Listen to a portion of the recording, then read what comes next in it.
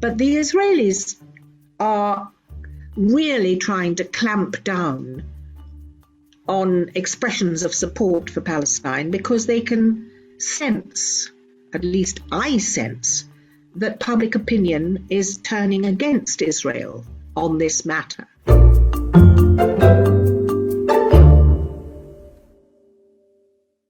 Miriam Margolyes, thank you so much for talking to Middle East Eye. It's a lovely opportunity. Thank you for asking me. Your Harry Potter co-star, Emma Watson, she recently shared a photo on her Instagram account, and it was from a pro-Palestinian rally, and it had the phrase, "Solidarity is a verb." Now, there was immediate backlash from some current and former Israeli officials. A former Israeli ambassador to the UN called Watson an anti-Semite. Now, how do you view Watson's post firstly, and then the reaction by some of these Israeli officials? I think it was terrific and wonderful. And you can only expect the Israelis to respond in the way they did. They don't like any criticism of Israel. Indeed, any criticism of Israel is regarded as being anti-Semitic. The two things are conflated, unfortunately. That anti-Zionism is anti-Semitism, which it isn't. She didn't do anything wrong. She spoke from her heart. I applaud that. But the Israelis are really trying to clamp down on expressions of support for Palestine because they can sense, at least I sense, that public opinion is turning against Israel on this matter. And they want to stop that, nip it in the bud as quickly as they can. And the only way they can do that is to cast aspersions on the person who is saying it. So they're trying to make out that she's an anti-Semite, which she, of course she isn't. Nothing further from the truth. We have to be able to criticize Israel. We have to show where it is failing. I mean, I'm Jewish, and I've never hidden that, or nor would I consider hiding it or want to hide it. But I don't, in my heart, believe that Israel should have been brought into being, because in order for it to be brought into being, other people had their lives and their lands taken away from them, and that isn't fair. I do not ever think that Israel should be blown into the sea or that everybody should be killed. That's no solution. That doesn't make it any better. But I would like to see a change of attitude towards Palestinians. Over the years, you said you visited Israel and also Gaza and the occupied West Bank. Now, I'm curious, how have these visits shaped your views of the Palestinian cause and the Palestinian people, as well as your views on the Israeli government?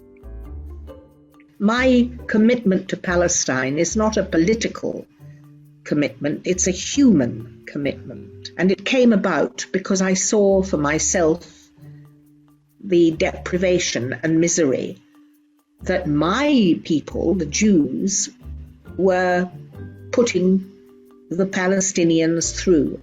It wasn't something that I read about or heard about, but I saw it for myself. And when you see things for yourself, it has a powerful effect.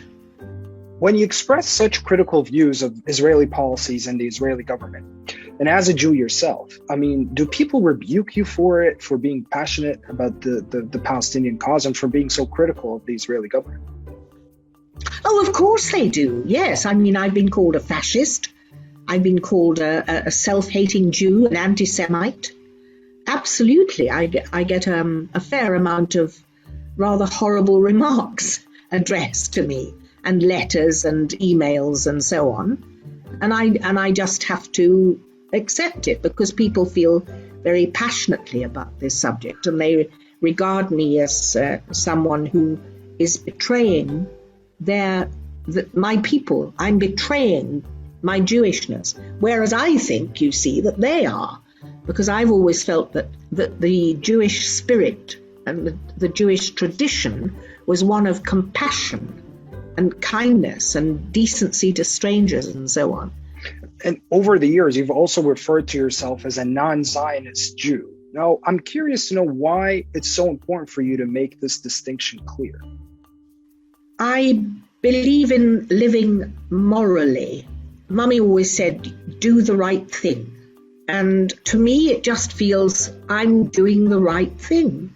I'm pointing out that people that are connected with me by religion or by race or whatever you want to call it are doing something wrong, evil, wicked, destructive. And if I don't draw attention to that, I am implicated in those actions, and I don't want that. You spend parts of your time in Australia as well. I wanted to ask about a recent development there. I mean, over 30 artists and groups withdrew from the Sydney Festival over Israeli funding and in solidarity with the Palestinian cause. Now, critics of this boycott called it censorship. They called it a weapon of division. What's your take? Do you see such moves necessary? Yes, I do. I signed the petition to ask the Sydney Festival to refuse to invite that group. And I think that is part of BDS. And you shouldn't do business with people who are doing something wrong. And I think that having dealings with the Israeli government, knowing what they do, is wrong. So I'm against it. And I will speak up against it. And I would do it again. And just to bring it to a close, I mean, we've recently seen a growing list of artists, actors, celebrities who use their voices and their platforms to try and draw attention to Palestine and the Palestinian cause. Now, do you believe pro-Palestine support is in fact growing? And what would you say to those who fear a backlash similar to the Emma Watson example that we discussed earlier? I do think that the support for Palestine is growing as more and more people become aware of what is going on. And there will always be a backlash. People will take every opportunity to shut you up. We can't be shut up. You know, one of the things that really shocks me, the law of return. Any Jew born anywhere in the world can go and live in Palestine. No Palestinian can. That's wrong. Doesn't take a major brain to see that. And I'm not a major brain. I'm thinking with my heart. And that's what I'm like. I support Palestine because it's right to do so.